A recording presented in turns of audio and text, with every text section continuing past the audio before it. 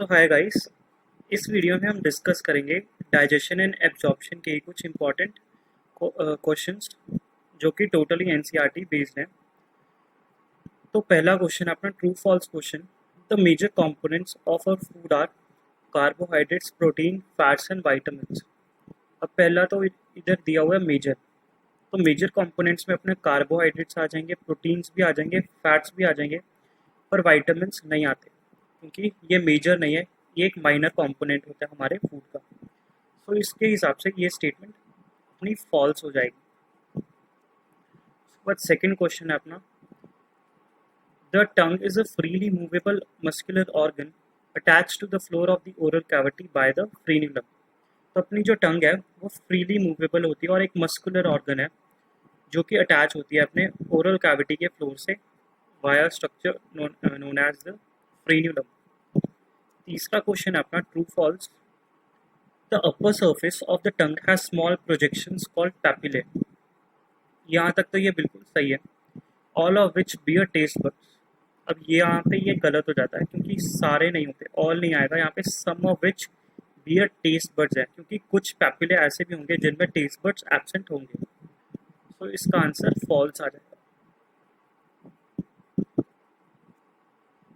उसके बाद अपना फोर्थ क्वेश्चन है, the esophagus is a thin long tube which extends dash passing through the neck, thorax and diaphragm. So इसका सही answer है, it passes posteriorly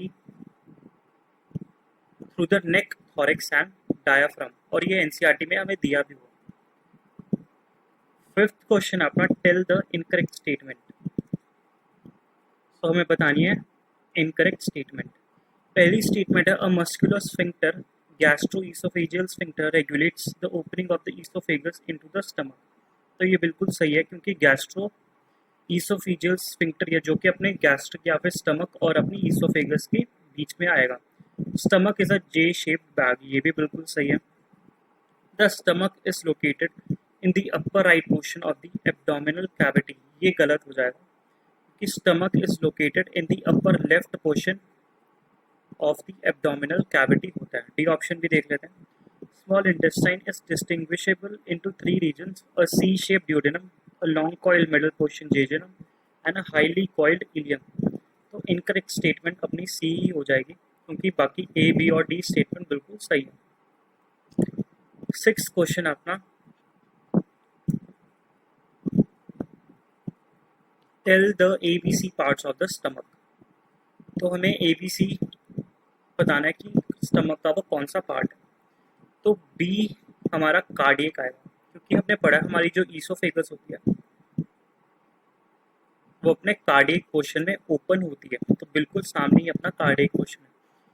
A represent करेगा अपने फंडस रीजन को और सी रिप्रेजेंट करेगा अपने पायोलरिक वाले रीजन को।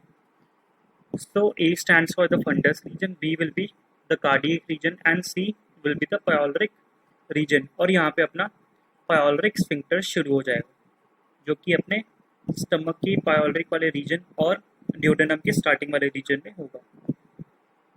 सेवेंथ क्वेश्चन भी अपना एनसीईआरटी में से है, और अगर आपको नहीं पता है कहाँ पे, तो एनसीईआरटी में हमें टीथ की एक डायग्राम सी दी हुई है, उसी डायग्राम में हमें ये टीथ भी दिया गया।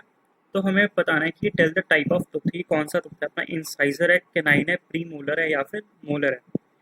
तो इसके तीन ऐसे काव्स से हैं, तो ये अपना मोलर टीथ है और ये एनसीईआरटी की डायग्राम में भी है, तो आप वहां से भी देख सकते हो बाकी सारे टीथ।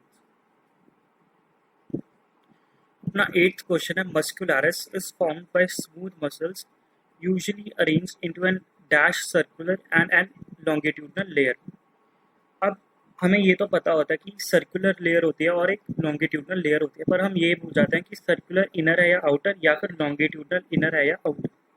तो सर्कुलर लेयर अपनी इनर लेयर होगी और लॉन्गिट्यूडनल लेयर अपनी आउटर लेयर होती है।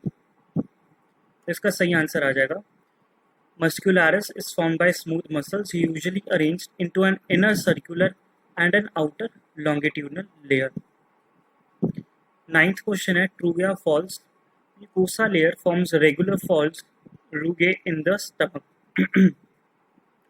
तो अपनी जो म्यूकोसा होती है वो फूड्स बनाती है रूगे, जो कि स्टमक में प्रेजेंट होते हैं।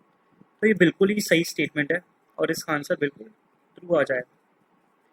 10th क्वेश्चन अपना डायग्राम बेस्ड है और हमें इसमें गट की लेयर्स को बताना है।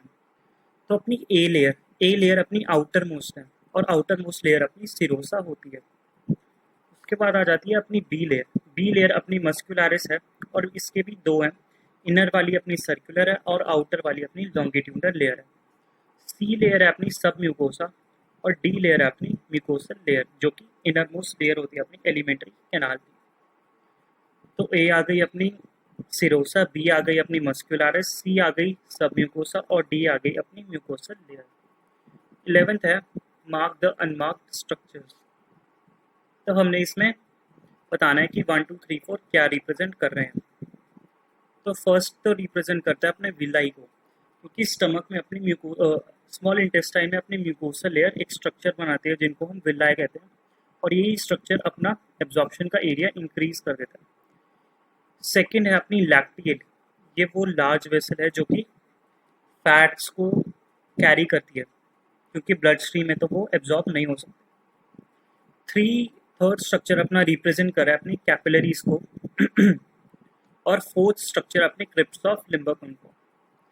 तो हमने चारों की मार्किंग देख ली। उसके बाद अपना अगला क्वेश्चन है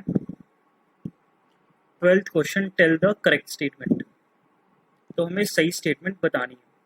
ए स्टेटमेंट है villi are supplied with a network of capillaries and a small lymph vessel called the lacteal, ठीक है। बी ऑप्शन है submucosa also form glands in the stomach. अब जो पहली स्टेटमेंट अगर हम देखें तो ये गलत हो जाएगी, क्योंकि अपनी लैक्टियल एक स्मॉल लिम्फ वेसल नहीं होती, ये एक लार्ज लिम्फ वेसल होती है। सेकंड है submucosa also form glands in the stomach, ये भी गलत हो जाता है, क्योंकि सब म्यूकोसा नहीं बल्कि म्यूकोसा अपने ग्लैंड्स बनाती है स्टमक के, जिनको हम गैस्ट्रिक ग्लैंड्स बोलते हैं। सी स्टेटमेंट है all the 4 layers show modification in different parts of the alimentary canal, ये स्टेटमेंट बिल्कुल सही है। डी है salivary glands are situated just inside the buccal cavity and secrete salivary juice, ये भी गलत हो जाती है, क्योंकि salivary glands are situated just outside the buccal cavity, inside नहीं होते, outside the buccal cavity होते हैं। तो अपनी करेक्ट स्टेटमेंट है सी ऑप्शन, क्योंकि अपनी एलिमेंट्री कैनाल की जो लेयर्स हैं वो डिफरेंट स्ट्रक्चर्स बना सकते हैं अपने different parts of the body में। 13th क्वेश्चन है अपना टेल द इनकरेक्ट स्टेटमेंट। तो हमें बतानी है अपनी इनकरेक्ट स्टेटमेंट कौन सी है। Liver is the largest gland of the body weighing up to 1.2 to 1.5 kgs in an adult human, ये स्टेटमेंट बिल्कुल सही है। The hepatic lobules are arranged in the form of cords, ये भी बिल्कुल सही है। The duct of gall bladder hepatic duct along with the cystic duct from the liver forms the common bile duct. D है the common hepatopancreatic duct is guarded by the sphincter called the sphincter of Oddi. अब अपनी ए B और सी और D, अपनी ए B और D statement है वो बिल्कुल सही है, लेकिन सी अपनी गलत हो जाती है, क्योंकि डक्ट ऑफ गॉल ब्लैडर अपनी हिपैटिक डक्ट नहीं होती बल्कि सिस्टिक डक्ट होती है, along with the cystic duct from the liver. और लिवर की जो डक्ट होती है वो सिस्टिक डक्ट नहीं होती, वो हिपैटिक डक्ट होती है। तो मैंने हिपैटिक और सिस्टिक को बस रिवर्स ऑर्डर में यूज़ कर लिया था, तो इसकी इनकरेक्ट स्टेटमेंट सी हो जाएगी, क्योंकि गॉल ब्लैडर की डक्ट सिस्टिक होती है और लिवर वाली हिपैटिक डक्ट होती है। अपना अगला क्वेश्चन है which of the following represent the cystic duct. अब हमें बताना है कि सिस्टिक डक्ट को कौन सा नंबर रिप्रेजेंट कर रहा है। अब सिस्टिक डक्ट अपने गॉल ब्लैडर की डक्ट होती है और ये वाली डक्ट ही अपनी सिस्टिक डक्ट है, तो अपना फर्स्ट ऑप्शन करेक्ट हो जाएगा, क्योंकि फर्स्ट ऑप्शन ही अपनी सिस्टिक डक्ट को रिप्रेजेंट कर रहा है। बाकी के स्ट्रक्चर्स हैं, जैसे ये सेकेंड स्ट्रक्चर रिप्रेजेंट कर रहा है डक्ट्स फ्रॉम द लिवर को, तीसरा स्ट्रक्चर रिप्रेजेंट कर रहा है उस जगह को जहाँ पे अपनी सिस्टिक डक्ट और हिपैटिक डक्ट आपस में मिल रही हैं, और इसी को हम कॉमन बाइल डक्ट बोल देते हैं। जो कॉमन बाइल डक्ट फर्दर आ रही है वो पैंक्रियाटिक डक्ट से मिलती है, जिससे अपनी कॉमन हिपैटोपैंक्रियाटिक डक्ट बन जाती है। और कॉमन हिपैटोपैंक्रियाटिक डक्ट वो अपना स्फिंक्टर ऑफ ओडाई मतलब उसकी प्रोटेक्शन करता है ताकि रिवर्स में ना जाए। उसके बाद अपना, तो इस वीडियो में 14 क्वेश्चन ही किए हैं। इसके अगले पार्ट में इसी चैप्टर के फर्दर टॉपिक्स के क्वेश्चन हम कवर करेंगे। तो इसी के साथ अपनी वीडियो एंड होती है।